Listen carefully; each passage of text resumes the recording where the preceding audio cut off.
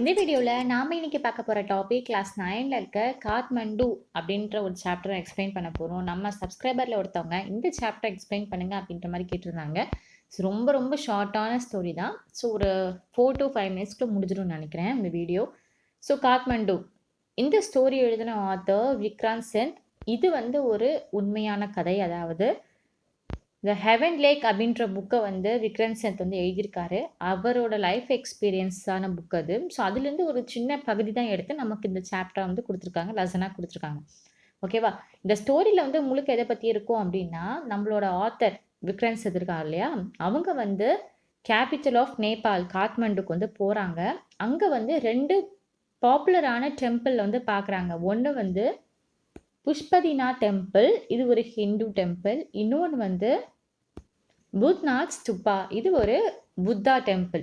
ஓகேவா? ஸோ இந்த 2 டெம்பிளையுமே வந்து அதில் என்னெல்லாம் வித்தியாசம் இருந்துச்சு அப்படின்றத இதை டிஸ்கிரைப் பண்ணுறது தான் இந்த ஃபுல் வீடியோவுமே இருக்கும். ஸோ ரொம்ப ஷார்ட்டாக முடிஞ்சிடும்.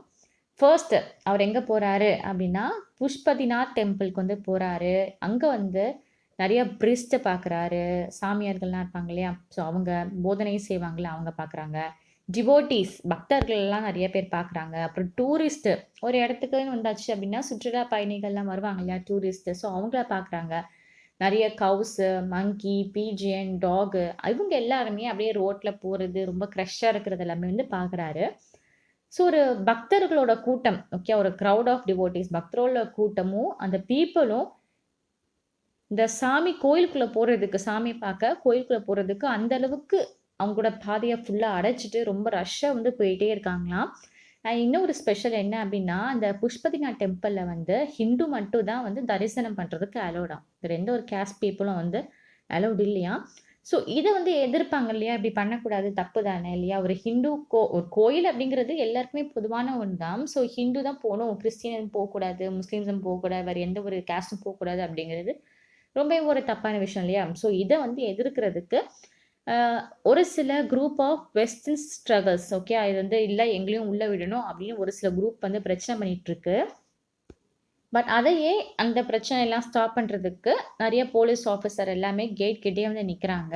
இது மாதிரி பண்ணாதீங்க, அது மாதிரி தரிசனம் பண்ணி இவங்க மட்டும் தான் அலோடு அப்படிங்கிற மாதிரி சொல்லி கன்வின்ஸ் பண்ணி கொஞ்சம் பிரச்சனையை வந்து கண்ட்ரோல் பண்ணிகிட்ருக்காங்க. ஸோ வந்து அதை பார்க்குறாரு. அப்புறம் நிறைய மங்கீஸ் ரோட்டில் போகும்போது நிறையா மங்கீஸ்லாம் வந்து அந்த பக்கம் ஃபைட் பண்ணிகிட்ருக்கிறத பார்க்குறாரு. அந்த கோயிலுக்கு பக்கத்துலேயே பாக்மதி அப்படின்ற ஆறு வந்து ஓடிட்டு இருக்கிறத பார்க்குறாரு. அங்கே நிறையா லேடிஸ் எல்லாருமே துணி துவைப்பாங்க இல்லையா, வாஷர் உமன்ஸ்னு சொல்லுவாங்க இல்லையா. ஸோ அவங்க எல்லாருமே அந்த ஆற்றங்கரையில் நின்றுட்டு துணி துவைச்சு சலவை செஞ்சுட்டு இருக்கிறத பார்க்குறாங்க. அந்த பால்கனியிலேருந்து நிறைய டிவோட்டிஸ் பக்தர்கள் எல்லாமே அந்த ஆற்றில் வந்து பூக்களை தூவி போடுறத வந்து பார்க்குறாங்க. அண்ட் அந்த ஆத்தங்கரையில் ஒரு ஸ்மால் டெம்பிள் ஒன்று இருக்கான், ஆலயம் ஒன்று இருக்கான். அந்த ஆலயம் எப்படி இருக்குது அப்படின்னா பாதி வெளியே தெரியுது, மீதி பாதி வந்து தண்ணிக்குள்ளே வந்து மூழ்கின மாதிரி இருக்குது. அந்த ஆற்றில் மூழ்கின மாதிரி இருக்குது. ஸோ அங்கே இருக்க பீப்புள், அங்கே இருக்க வாழ்கிற மக்கள்லாம் ரொம்பவே பிலீவ் பண்ணுறாங்க என்ன அப்படின்னா, அந்த ஆற்றில் இருந்து கண்டிப்பாக ஒரு நாள் வந்து அம்மன் வந்து வெளியே வரும். ஓகே, காட்னஸ், ஓகே, நம்ம அம்மன் வந்து வெளியே வருவாங்க. அப்படி வெளியே வரும்போது இந்த கலியுகம், இந்த ஈவில் பீரியட்னு சொல்லுவாங்க இல்லையா. ஸோ அந்த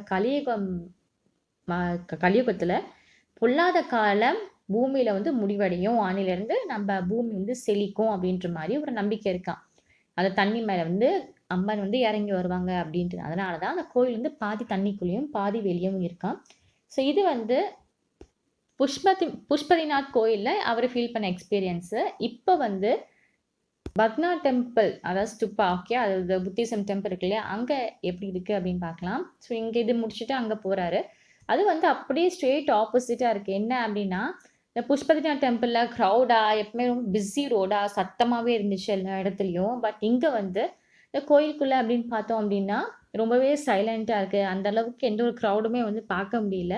ஸோ அந்த கட்டடமைப்பு எப்படி இருக்குது அப்படின்னா, ஒரு பிக் ஒயிட் டாமா, அதாவது ஒரு பெரிய வெள்ளை குவிமாடம் மாதிரி இருக்கான் ஒரு ஷேப்பில். ஓகே, குவிமாடம் ஷேப்பில் வந்து இருக்குது. அந்த கோயிலை சுற்றி, இந்த ஸ்துப்பா அப்படின்ற கோயிலை சுற்றி வந்து ஃபுல்லாக ரோட் மட்டும்தான் இருக்குது. அந்த ரோட்லேருந்து நிறையா ஸ்மால் ஷாப்ஸ் எல்லாமே இருக்குது, நம்மளால் பார்க்க முடியும் நிறையா கடைங்களை. ஆனால் நிறைய அந்த கடைங்களை வந்து ஓன் பண்ணுறது யார் அப்படின்னா டிபெட்டியன் தான். ஓகே, டிபெட்டியன் பீப்புள் வந்து இமிக்ரேட் ஆகி இங்கே வந்து கடை வச்சிட்ருக்காங்க.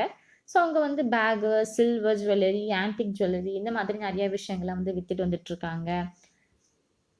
அந்த மார்க்கெட்டில் அவர் வந்து கார்ன் சாப்பிட்றாரு, காமிக்ஸ் புக் வாங்கி படிக்கிறாங்க.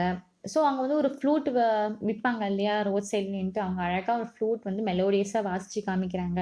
மக்கள் வந்து வாங்கணும்ல, இந்த அளவுக்கு வாசிக்க முடியுது இந்த ஃப்ளூட்டில் அப்படின்ட்டுன்னு. ஸோ அதனால் அதை வந்து ரசிக்கிறாரு. ஸோ ஃபைனலாக ஆத்தர் வந்து ரொம்ப டயர்ட் ஆயிட்டாரு. கொஞ்சம் அப்படியே எல்லா இடமும் அலைஞ்சு திரிஞ்சிருக்காரு இல்லையா, ஸோ அதனால் வீட்டுக்கு வரணும் ஃபீல் பண்ணிவிட்டு வந்து வீட்டுக்கு வந்து ரிட்டர்ன் வந்துட்டாராம், அவர் தங்கியிருந்த பிளேஸ்ல இருந்து. ஸோ ஃபைனலாக அவர் என்ன சொல்ல வர்றாரு அப்படின்னா, அந்த காத்மாண்டு அப்படிங்கிற பிளேஸ் வந்து நேபாளை சார்ந்தது தானே. அது அந்த பிளேஸ் வந்து ரொம்பவே ரிலீஜியஸாகவும் மர்சனரி சிட்டியாகவும் இருக்குது. எப்பவுமே ரொம்ப நாய்ஸியாக இருக்குது, ரொம்ப பிஸியாக இருக்குது. இவங்க வந்து நிறைய தௌசண்ட்ஸ் ப்ளஸ் டூரிஸ்ட் வந்து வந்துட்டு போயிட்டு இருக்காங்க. வெண்டாஸ் இருக்காங்க. நிறைய பேர் வந்து ரோட்டுங்களில் வந்து டான்ஸ் ஆடி பாட்டு பாடி அவங்களோட என்ஜாய்மெண்ட் வந்து பதிவு பண்ணுறாங்க. எப்பவுமே ஒரு வெஹிக்கிளோட சத்தம் வந்து நம்ம காதுக்குள்ளே கேட்டுகிட்டே இருக்கும். பிஸியஸ்ட் பிளேஸ் அப்படின்னு சொல்லலாம் அவர் இது வரைக்கும் பார்த்ததுல அப்படின்னு சொல்கிறாரு. இதோட இந்த வீடியோ வந்து முடியுது.